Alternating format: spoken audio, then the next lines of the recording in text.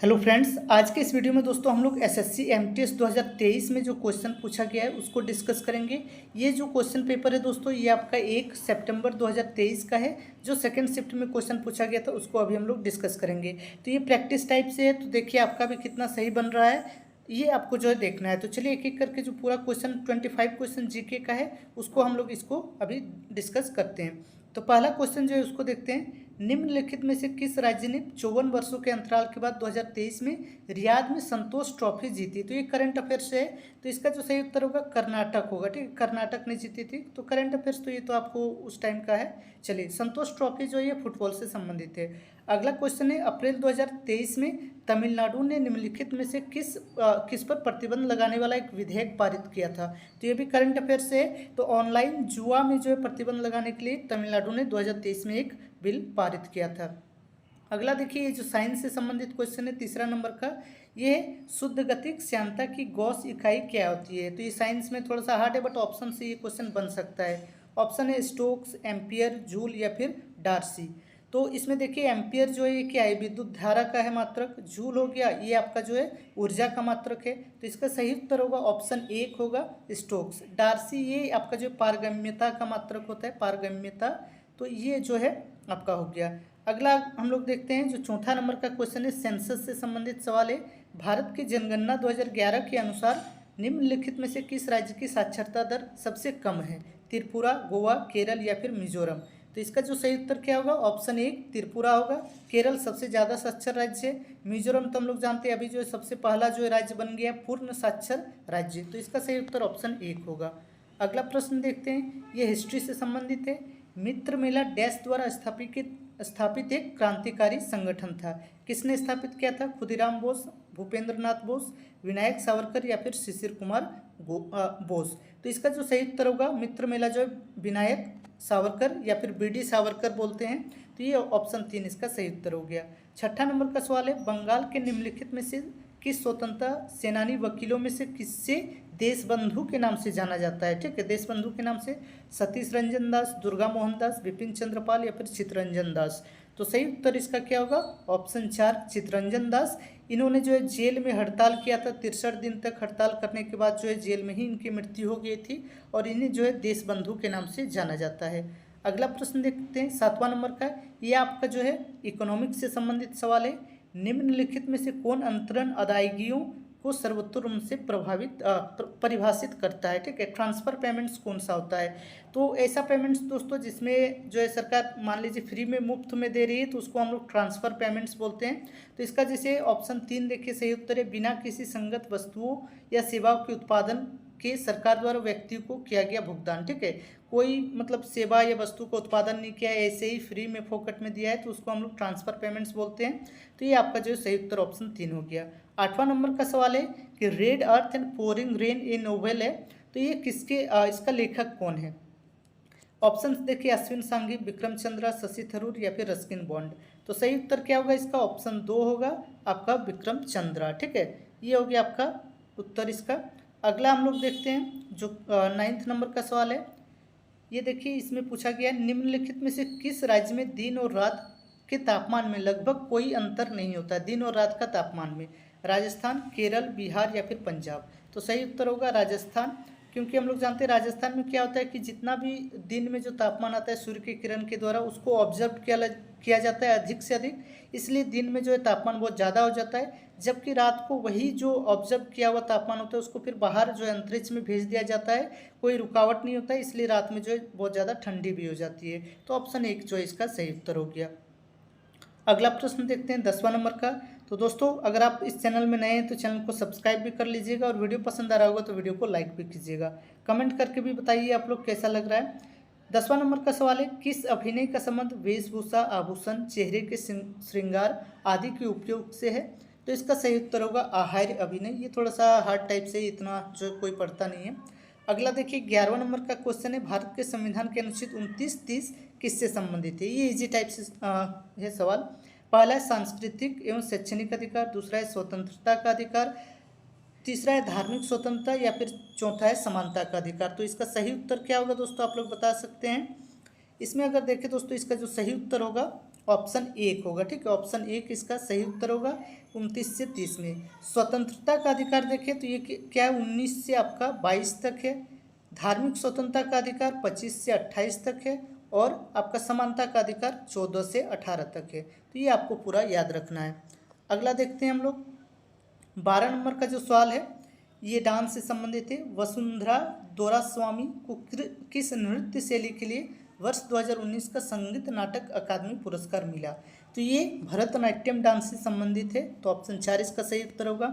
अगला प्रश्न भी वही डांस से संबंधित है और इसमें देखिए क्या बताया गया है।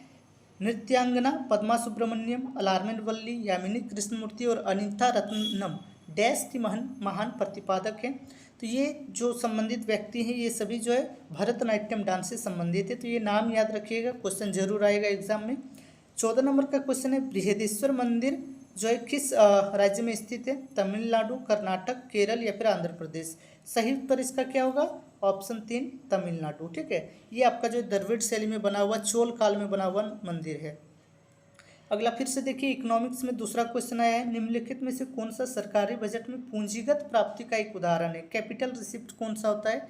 तो इसमें याद रखिएगा दोस्तों, पूंजीगत प्राप्ति ऐसे प्राप्तियों को कहा जाता है जिससे सरकार की असेट जो है कम हो जाती है या फिर जो है सरकार की लाइबिलिटीज़ जो है वो बढ़ जाती है। ये दोनों होंगी तो हम लोग उसको पूंजीगत प्राप्ति कहेंगे। विदेशों से प्राप्त अनुदान, ग्रांट अगर मिल रहा है, अनुदान मिल रहा है तो इससे कोई सरकार का घाटा नहीं होने वाला, कोई एसेट कम नहीं होगा और नहीं सरकार की कोई लाइबिलिटीज़ बढ़ेगी। सरकारी स्वामित्व वाले उद्यमों से आय इनकम हो रहा है तो कोई क्या दिक्कत है, इनकम तो अच्छी बात है, इससे भी कोई एसेट कम नहीं हो रहा है। ठीक है, तीसरा है नागरिकों से वसूला गया कर, राजस्व कर। तो राजस्व कर से भी सरकार को कोई हानि नहीं होती है, इससे फायदा ही होता है। सरकारी बंद पत्र की बिक्री यानी कि गवर्नमेंट जो बॉन्ड्स है, तो बॉन्ड्स अगर हम बेच रहे हैं तो ये क्या हो रहा है, सरकार की जो है एसेट में कमी हो रही है। ठीक है, एसेट में कमी हो रही है तो ये क्या होगा, पूंजीगत प्राप्ति है। ठीक है, बाकी सब क्या है, राजस्व प्राप्ति कहा जाता है। जो आय हो रहा है, इनकम हो रहा है, राजस्व कर हो रहा है तो ये रेवेन्यू रिसिप्ट है। बॉन्ड्स को अगर बेच रहे हैं तो ये हमारा एसेट कम हो रहा है तो इसलिए ये क्या होगा, पूंजीगत प्राप्ति होगा। अगला प्रश्न देखिए 16 नंबर का जो प्रश्न है उसको देखते हैं। ये डायरेक्टली हम इसको पूरा पढ़ते नहीं है, बस यही इसका जो क्वेश्चन का यही बताया गया कि इसमें जो नुआखाई फेस्टिवल जो है वो किस राज्य में मनाया जाता है? तो नुआखाई फेस्टिवल किस राज्य का है? उड़ीसा का है। ठीक है, ऑप्शन 1 इसका सही उत्तर होगा। अगला है निम्नलिखित में से किस स्टेडियम में ओडीआई क्रिकेट विश्व कप 2011 का फाइनल मैच खेला गया था? याद कीजिए स्टेडियम, धोनी ने जो छक्का उड़ा के जिताया था लास्ट मैच, तो ये कहाँ था? वानखेड़े में था, जो है मुंबई में वानखेड़े स्टेडियम जो है इसका सही उत्तर होगा ऑप्शन 2। अगला देखिए 18 नंबर का सवाल देखते हैं। ये भी देखिए वही क्रिकेट वर्ल्ड कप से ही पूछा गया है कि आईसीसी क्रिकेट वर्ल्ड कप 2023 जो है किस देश में आयोजित किया गया था? तो इजी क्वेश्चन है, ये तो आपका जो भारत में ही आयोजित किया गया था, बट भारत जीता नहीं था, ऑस्ट्रेलिया ने जो जीत लिया था। ये स्टेडियम आपका जो है नरेंद्र मोदी स्टेडियम में फाइनल हुआ था अहमदाबाद में। तो इसका सही उत्तर ऑप्शन 3 हो गया। अगला है भारतीय शास्त्रीय गायक पंडित जसराज का संबंध किस घराने से है? तो संगीत घराने से संबंधित सवाल भी पूछा जाता है। तो ये जो है मेवाती घराने से संबंधित है, तो ऑप्शन 3 इसका जो है सही उत्तर हो गया। अभी 20वां नंबर का जो सवाल है उसको देखते हैं, थोड़ा सा हार्ड टाइप से।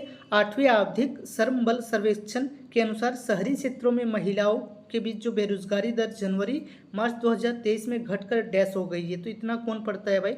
इसका सही उत्तर होगा ऑप्शन 4। ठीक है, ऑप्शन 4 इसका सही उत्तर होगा, ये जान लीजिए बस, बट इतना डिटेल में तो कोई पढ़ता नहीं है करंट अफेयर्स में भी। ये करंट अफेयर्स का तीसरा सवाल है ना।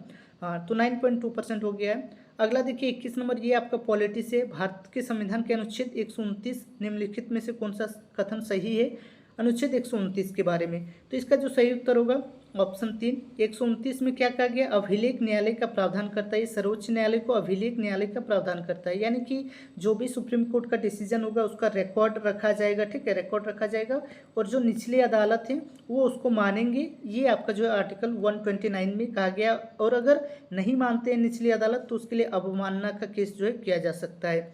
बाकी जो सलाहकारी शक्ति की देखिए, जो राष्ट्रपति को सलाह देने की शक्ति है वो आर्टिकल 143 में है। ठीक है, तो ये भी याद रखिएगा, आर्टिकल 143 में क्या है, सुप्रीम कोर्ट जो है राष्ट्रपति को सलाह देता है उसके संदर्भ में।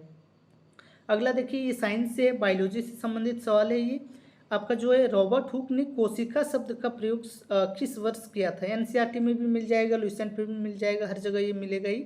इजी क्वेश्चन है, तो इसका जो सही उत्तर होगा ऑप्शन 4 1665 हो गया। अगला है निम्नलिखित में से कौन सा दैनिक वायुमंडलीय मौसम परिवर्तन से संबंधित है? दुर्बलता मंडल, स्थल मंडल, समताप सीमा या फिर क्षोभ मंडल। जो भी वायुमंडलीय मौसम में परिवर्तन हो रहा है, चाहे धूप आ रहा है, बारिश हो रहा है, बादल बन रहे हैं, चक्रवात आ रहे हैं, ये सारी चीज़ें जो है क्षोभ मंडल में होता है। और इसकी जो है ऊंचाई देखें तो स्थल मंडल से लेकर लगभग 12 किलोमीटर तक ऊंचाई तक होता है और यहीं पर सारे मौसम में परिवर्तन होते हैं। तो क्षोभ मंडल इसका जो है सही उत्तर होगा। अगला प्रश्न देखते हैं 24वां नंबर का। इसमें बोला गया है कि सचिन तेंदुलकर का कौन सा आत्मकथा है जो लिखा गया उनके द्वारा? तो ये क्या होगा? सही उत्तर बताइए। आई एम नो मसीहा, या फिर my many tryst with God, unbreakable, या फिर प्लेइंग इट माई वे। तो ये प्लेइंग क्रिकेट से संबंधित है सचिन तेंदुलकर, तो ये ऑप्शन 4 इसका सही उत्तर होगा। आई एम नो मसीहा ये सोनू सूद का भी हाल ही में, सोनू सूद और जो मीना अय्यर का था। तो ये हो गया आपका जो है सचिन तेंदुलकर, इसका सही उत्तर होगा। तो इस तरीके से आत्मकथा जो है आपको याद रखना है जो भी आपके हैं। अगला क्वेश्चन देखिए 25वां नंबर का जो क्वेश्चन है, लास्ट क्वेश्चन है। पंडित भजन सोपारी जिनका वर्ष 2022 में निधन हो गया, किस संगीत वाद्य यंत्र के वादक थे? तो इसका सही उत्तर होगा दोस्तों ऑप्शन 2 संतूर। ठीक है दोस्तों, इसी तरह हम लोग जो है प्रैक्टिस करेंगे, कोशिश करेंगे डेली एक सेट जो है लाने का। तो आप लोग भी प्रैक्टिस कीजिए और ये सब क्वेश्चन बहुत इंपॉर्टेंट है दोस्तों। आपका इसी से मतलब क्वेश्चन जो है पूछा जाएगा एमटीएस 2025 में भी। इसी के आसपास इधर उधर से थोड़ा बहुत जो है चेंज करके क्वेश्चन पूछा जा सकता है। तो यहाँ पर जैसे प्लेइंग इट माई वे, मान लीजिए सचिन तेंदुलकर का जो है आत्मकथा पूछा गया है, तो ये पूछ सकता है कि अनब्रेकेबल किसका है। तो ये आपको जो है याद रखना होगा, इसी तरीके से आपको प्रैक्टिस करना है। तो चलिए दोस्तों, फिर मिलते हैं अगले वीडियो में। आप लोग कमेंट करके ज़रूर बताइए कि आपका कितना सही हो रहा है और किस लेवल का जो है आपको पेपर लग रहा है। धन्यवाद आप सभी का।